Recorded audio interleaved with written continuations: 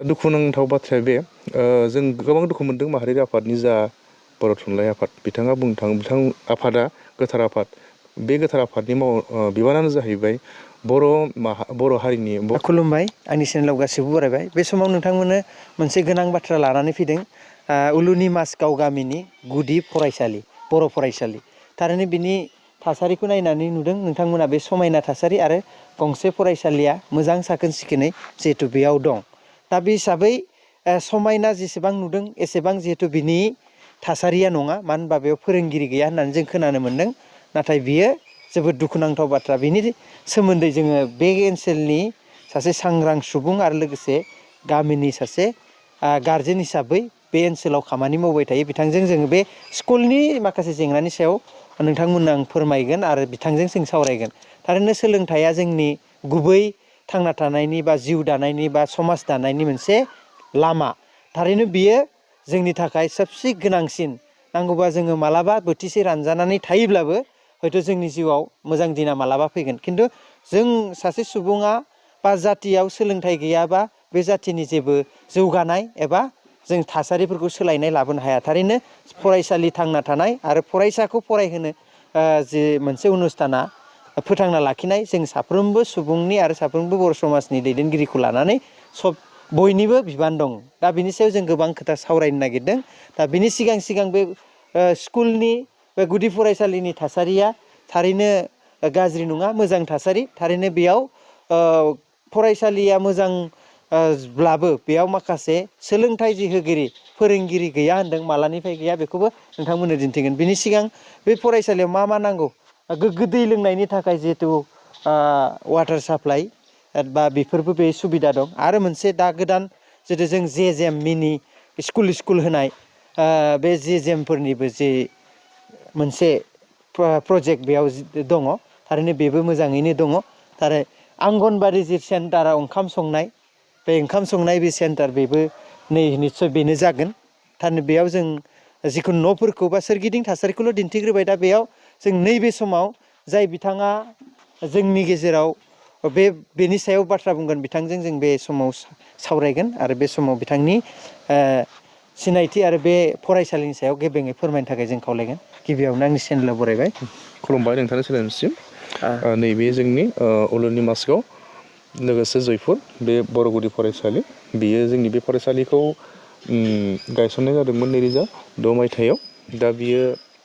जोंनि नैबे फरायसालिया रायजोफोरनि नाजानायजों एसे साखोन सिखोनै दङ नाथाय नैबे जोंनि बे गभमेन्ट फरायसालि बे फरायसालियाव जोंहा दुखुनि खौरां दुखुनि बाथ्रा बियो बेवहाय जोंनि फोरोंगिरि गैया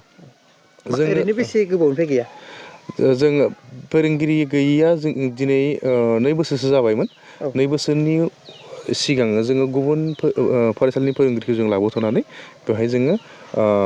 फोरोंहोथ'दोंमोन नाथाय बेबो दुखुनि खौरां दान मोननैनि सिगां जाय फोरोंफैनाय फोरोंगिरि फोरोंथ'फैनाय फोरोंगिरि बिथांखौ गभर्नमेन्टआ DELED कर्सनि थाखाय 2 बोसोर लानानै थांबाय दा बे लाना थांनायनि उनावहाय जोंहा दा सासेबो फोरोंगिरि गैया दा जों जोबोद दुखुजों दङ जोंनि नैबे फरायसालियाव गासै सा 27 फरायसुला फरायसुलि दङ बे फरायसुलि गथ'फोरनि थाखाय दा फोरोंगिरि गैयि हिसाबै अब्लाबो जों नैबे गोरिब गामि आरो गोरिब न'खरफोरा जों गावनो एसे रां खांथिंलायनानै दान मोननैखौ जोङो सासे टिउसन मास्टार सोनानै जोङो दा नैबे गथ'फोरखौ फोरोंथोबाय दङ आरोखि गावनि रायजोफोरनि दुखुथिया न'खरनि रां राहाजोंनो जों फोरोंथबाय दङ होमबा बेयाव सोरबा सासे फोरोंगिरिखौ नोंथांमोननि गामिनिफ्राय सायख'नानै न'खरनिफ्राय रां खान्दा खांनानै दरमाहा होनानै हमना ला सोलोंथाइ होगासिनो दङ जायनिखि जोंनि जाय उन्दै गथ' फरायसा फरायसुलि बेफोर जोंनि इयुन जोलैनि थाखाय जोंखौ दैदेनबोगोन जों बेखौ मिजिं लानानै जोङो गोसो होनानै जों गैजा रोङिब्लाबो जों बे टिउसन फोरोंगिरि सोनानै दोनदों आरोखि बे फरायसालिया नोंथांमोननि बे ओनसोलनि थाखाय बेसेबां गोनांथि होननानै सानो बियो जोंनि ओनसोलनि थाखाय जोबोद गोनांथि जाय फरायसालियाव जाय गथ'फ्रा फरायनानै गेदेर गोलाव सुबुं जालांगोन बे गथ'फ्रानो समाजखौ जोंनि बे ओनसोलनि समाजखौ दैदेनलांगोन जेरैहाय बे फरायसालियाव फरायनानै गोबां फरायसा फरायसुलिफोरा मोजाङै फरायलांनो हादों जेरैहाय बे फरायसालियाव फरायनानै सानैसो गथ'फोरा जेरै HSLC मेट्रिक आनजादखौ सेथि मासियाव आवग्रिनानै उथ्रिसार जानो हादों। लोगोसे HS आनजाद थांनाय बोसोराव सानै गथ'फोरा बे फरायसालियाव फरायनानैनो फार्स्ट डिभिजन एबा गिबि थाखोआव उथ्रिनानै बारग'लांदों। लोगोसे बे फरायसालियाव फरायनानै जोंनिफ्राय रोखा फोरमान दङ, जेरै साख्रि मोननाय, जाय साख्रिनि मुङा अग्निबीर साख्रि होननाय। बे गथ'आ बेयावनो फरायनानै सेथि मासि मोननानै HSLC आनजादाव उथ्रिलांदोंमोन। दा नैबे देग्लाय बोसोराव बे गथ'आ बे फरायसालियाव फरायनानैनो बे साख्रिखौ अग्निबीर होननाय साख्रियाव सासे सोद्रोमा जानानै दंहैयो आरोखि। दा बे समाव नोंथांमोननि बे गामिया गोलैसोनाय जायगा, मोनसे थासारिया जिहेतु गोजान जायगा दावबायनोबो हाया, बे हिसाबै खाथि खुथा जिहेतु बे जुदि बायसान्स बन्द' जायोब्लाबो जिहेतु नोंथांमोना नाजादों, हयथ' बेयो जाफुङाखै, बा बन्द' जायोब्ला नोंथांमोना बे गामिनि बा बेयाव फरायनाय गथ'फ्रा गोजानाव थांनानै सोलोंथाइ लानो हानाय खाबु दंना गैया बेयाव? बेयो मोनसे जोबोद दुखुनांथाव। नैबे उन्दै उन्दै गथ'फोर, जाय गथ'फोरा 5-6 बोसोरनिफ्राय जोङो बेयाव फरायबाय दङ, बे गथ'फोरा गोजानाव बे फरायसालिनिफ्राय गुबुनाव थांनानै फरायहैनो हानाय खाबु गैया। आरो जाय सम जोंनि नैबे गोथौ ओनसोल, गोथौ जायगा दैबुबारि ओनसोल, जोङो दैज्लां बोथोराव प्राय दै जायोब्ला रावबो गथ'फ्रा बे न'खरनिफ्राय ओंखारनो हाया। बे हिसाबै जोबोद खस्थ'। आरो जोङो जाय गथ'फोरखौ जाय समाव दैज्लां जायो, नावनिबो राहाजोंबो हास्लाबा आरो आथिंजोंबो हास्लाबा, बै समाव गथ'फोरा गुबुनाव थांनानै फरायहैनो हानायनि जेबो सुबिदा गैया। बेखायनो जोंनो बे फरायसालिनि जा फोरोंगिरि गैयिनि थाखाय जोंहा रायजोफोरा आरो गथ'फोरा जोबोद खहा जागोन आरोखि। दा नोंथांमोना बे स्कुलनि थाखाय बा बे स्कुलाव फोरोंगिरि लाबोनो थाखाय मा नाजाखो गामिनि जानानै? बे फोरोंगिरि गैयि हिसाबै जोङो गोबां नाजादों। जोंनि नैबे हालामाव माखासे माहारियारि आफादफोर दङ, जेरै गेजेर जनाय बिफान, दुलाराय बर' थुनलाइ, गुदि बर' थुनलाइ आफाद, लोगोसे बर' फरायसा आफाद, बेबायदि दङ। जों बिथांमोननि गेजेरजों बिथांमोनखौ जों खावलायदोंमोन दे जोंनि उलुनि मासखौ बर' गुदि फरायसालियाव फोरोंगिरि गैया, अन्नानै आफादा जोंनो फोरोंगिरि नागिरनानै बा सरकारनि गेजेरजों, सरकारनि जा खेंखाय बिलाइ होनानैब्लाबो जोंनो फोरोंगिरि नांगौ होननानै जों खावलायदोंमोन। दा जों बिथांमोननिफ्राय जों मोनथिना मोन्दों, बिथांमोना बुंदों जे जोङो बियाबनिफ्राय एबा आनसलिक कमिटिनिफ्राय जोङो जिल्ला बर' थुनलाइ आफादनो जोङो खालि जों फाइलखौ होना दोनबाय, दा बिनि खौरांखौ जों मोनथिया होननानै बिथांमोना फोरमायना होदों। दा दुखुनांथाव बाथ्राया बे, जों गोबां दुखु मोनदों माहारियारि आफादनि जा बर' थुनलाइ आफाद, बिथाङा बुंनो थाङो आफादा गोथार आफाद। बे गोथार आफादनि बिबानानो जाहैबाय बर' हारिनि, बर' बिजोंनि जि फरायसालि, बुंनो थाङोब्ला बिथांमोना गारजेन। नाथाय बिथांमोना जोंनि नैबे गामियाव फैनानै रायजोफोरजों जेबो सावरायफैयाखैबो आरो जेबो उदिस लाफैयाखै जे जोंनि उलुनि मासखौ बर' गुदि फरायसालियाव जे फोरोंगिरि गैया, दा बेनि सोमोन्दै बिथांमोना जोंनो जेबो राहाबो होफैयाखै। आरो जों गथ'फोरखौबो ओरै फोरोंथ'बाय दङ, बेखौ जोंनो जे उदिसबो लाफैयाखै आरो जोंखौ खौरांबो लाफैयाखै। दा जोंनि गोसोआव जोङो बे माहारियारि आफादफोरनि दैदेनगिरिफोरनि सायाव जों एसे दुखु मोननाय दङ, मानोना नांगौसेबां जोङो हेफाजाब मोनाखै। अब्लाबो जोङो SMC कमिटि होननाय मोनसे फरायसालि नायगिदिं आफाद मोनसे कमिटि दङ। जोंनि क्लास्टार, जेरै जोंनियाव बेवहाय उलुनि क्लास्टार होननाय मोनसे दङ, बे उलुनि क्लास्टारनि मोनसे CRC होननाय मोनसे बिबानगिरि थायो। जों CRCजों लोगो हमलायनानै जों दाबो खावलायबाय दङ जे जोंनो जेसेबां हायो जोंनो फोरोंगिरिखौ होफैनांगौ, आरो फोरोंगिरि हाथ'वाब्लाबो बबेनिफ्रायबा सासेसो, बबेबा फरायसालियाव 2-3 फोरोंगिरि थानायफोरखौ जोंनो सासेसो लाबोथ'नानै जोंनो होफैथ'नांगौ होननानै जोङो गोबां नारसिनबाय दङ आरोखि गामिनिफ्राय। आरो दा बे समाव नोंथांमोना जिल्ला बर' थुनलाइ आफादखौ माबा मोनसे खावलायगोन नामा? बे नोंथांमोननि जि फरायसालि, गुदि फरायसालि, बिनि जिहेथु मोजां दिन लाबोनो थाखाय। जोंनिफ्राय जों रायजोनि जानानै, जोंनि उलुनि मासखौ आरो जयपुर रायजोनि जानानै जों खावलायबाय दङ, आरो जों दाबो खावलायगोन। अननानै जोंनि बे माहारियारि गोथार आफाद बर' थुनलाइ आफाद, जेरै जों बियाबनिफ्राय आनसलिकनिफ्राय जिल्लासिम आनसलिक आफाद नारसिनथाय हरनांगौ। लोगोसे जोंबो रायजोनि जानानै जिल्ला आफाद, बर' थुनलाइ जिल्ला आफादखौ जोङो खावलायदों, अननानै बर' थुनलाइ आफादनि दैदेनगिरिफ्रा जोंनो नैबे उलुनि मासखौ आरो जयपुर बे बर' गुदि फरायसालियाव जेसेबां हायो थाबनो जोंनो फोरोंगिरि नागिरनानै हरनांगौ होननानै जोङो गुरैयै जों आखाइ खबजोबनानै बर' थुनलाइ आफादनि दैदेनगिरिफोरखौ जोङो खावलायदों आरोखि। बेसेबां थाब हायो एसेबां जोंनो फरायसालि सासेबाबो जोंनो हरथारनांगौ होननानै जों खावलायदों। जि गोजोननाय थाबाय बेखिनि बाथ्राखौ फोरमायनो थाखाय। बे गिदिर जेंना जोंनि बर' समाजनि थाखाय। थारैनो बबेबा सहर नोगोर सहराव जुदि फरायसालि माखासे बेबायदि साननैसो उसुबिदाब्लाबो बेनि फरायसाफ्रा गुबुन फरायसालियाव फरायनानै गियान लानो हायो नाथाय नैबेबायदि ओनसोलाव जितु फरायसालि गंसे गोमानायाव माने बेसेबांबा गिदिर सुख'नो हायै गिदिर खहा जागोन बे मोनसे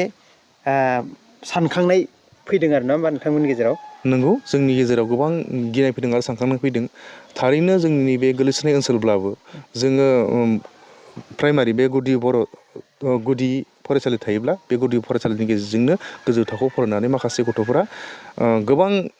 सोलोंथाइ लानानै गोबां गोजौ थाखोनि सोलोंथाइ लानानै जेन गोबां गेदेमा सुबुं जानानै जा जोंनि बे हालामखौ ओनसोलखौ उदालगुरि ओनसोलखौ दैदेनलांनो हानाय जोङो मिजिंथिनाय दङ आरो जोङो आसा खालामदों बेबायदि फोरोंगिरि गैयाब्ला जोंनि जि साननाय जोंनि नैबे ओनसोलनि जा गथ'फोर दावगालांनो गोनां आरो बे गथ'फोरनि गेजेरजोंनो ओनसोला दावगालांनो गोनां बेफोरो जाफुंनाय नङा जायनि जाहोनाव सासे फोरोंगिरि गैयाब्ला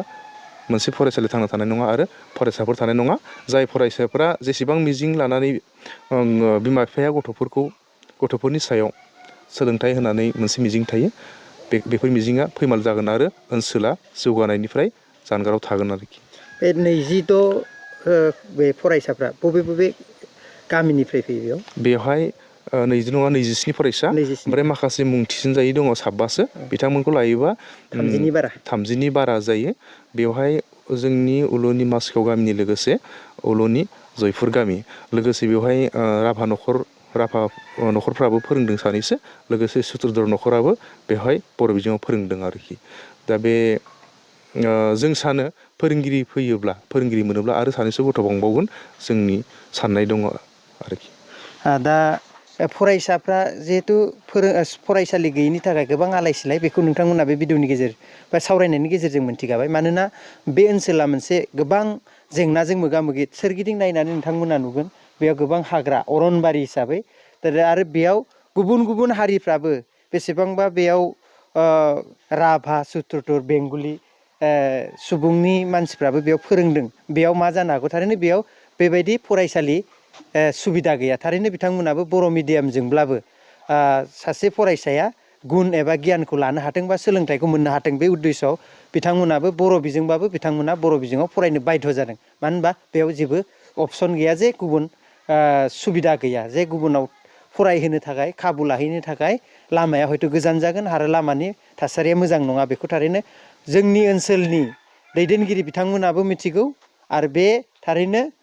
दुखुनांथाव जागोन थारैनो बे फरायसालिया जि बेबायदिनो जुदि जोबलाङोब्ला आरो बिनिख्रुइ दुखुनांथावसिन जेबो जाहोन जानो हानाय नङा मानो होनबा बेसेबांबा गिदिर समायना बे बे गोबां जायगायाव जोङो फोरोंगिरि थाबा न'नि थाखाय समयसा आरो न' थाब्ला फोरोंगिरिनि समयसा बे जेंनाया थारैनो सरकारनिफोरनि माबा मोनसे पलिसिफोरबो जानो हागौ बर' सोलोंथाइनि सायाव थारैनो बेखौ नोजोर होनांगौ आरो बेनि सायाव खामानि मावनांगौआ गिदिर बिबान दं जाहा बिथांमोना खावलायदों बर' थुनलाइ आफाद जोंनि गागि आफाद जाय सोलोंथाइनि सायाव बर' जाथिखौ दानायनि सायाव गिदिरसिन बिबान लानानै खामानि मावो थारैनो बे बिथांमोनखौ गोख्रों बा दुखुजों फोरमायदों जे बिथांमोनाबो सासे मेगन गुनु एबा नैबे ओनसोलनिफ्राय सासे मोजां सुबुं बा बे ओनसोलनि सुबुंफोरखौबो सासे सोलोंथाइनि बिगोमा खालामनो थाखाय बिथांमोनाबो बे ओनसोलनि रायजो राजाफ्राबो लुगैनाय दं हास्थायनाय दं थारैनो नोंथांमोना बबे सनाव गायसनदों उलुनि मासगाव बर' गुदि फरायसालि गायसननाय सान 2006 बे दिनैसिम बे 18 बोसोर बा 18 बोसोराव आगान होबाय आरो बेनि दाइस कड बेयाव बेफोर नांगोन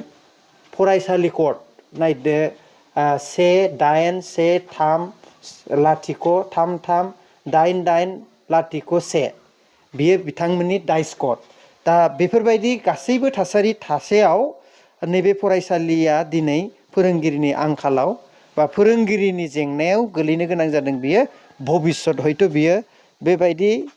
दा समाव जुदि जों खाबुखौ लायाब्ला हयथ' निस्सय उननि समाव बे थासारिया बेयाव गोमागोन आरो बे ओनसोलनि जौगानाया बेयावनो आद्रा थासिगोन आरो बेनिफ्रायनो जोबलांगोन होननानै जोङो साननो हायो आरो दा बेनिखायनो जोंनि दैदेनगिरि बिथांमोनखौ खावलायनाय थागोन बिथांमोना समाज एबा जाथि दानायनि मोनसे बिबान लादों बे बिबानगिरिफ्रा बिबानखौ आबुङै मावजानो थाखाय बिथांमोना खावलायदों आरो नोंथांमोना बुजिखादों बे ओनसोल जोंनि धेमाजि जिल्लानि गेजेराव सबसे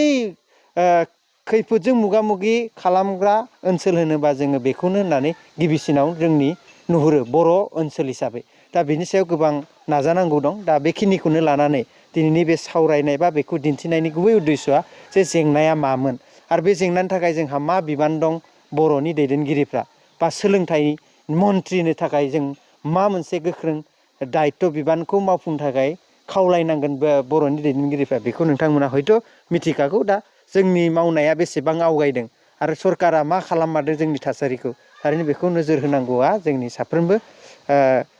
दैदेनगिरिफोरनि गेजेराव थाबाय। दा बेखिनिखौनो जोङो नैबे थासारिनि सायाव फोरमायदों आरो बेखौनो नोंथांमोना नायनानै हयथ' मिथिखाबाय। आं दा बे समाव आंनि चेनेलनिफ्राय बिदाय लाबाय। गोजोन्थों।